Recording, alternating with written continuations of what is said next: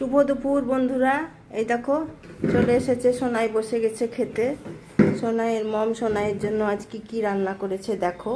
আজকে তো নিরামিষ, সোমবারে আমরা নিরামিষ খাই। এই দেখো পাঁপড় ভাজা, সোনাই খুব ভালো খায়। আর হয়েছে কলা সেদ্ধ আর কলমি শাক।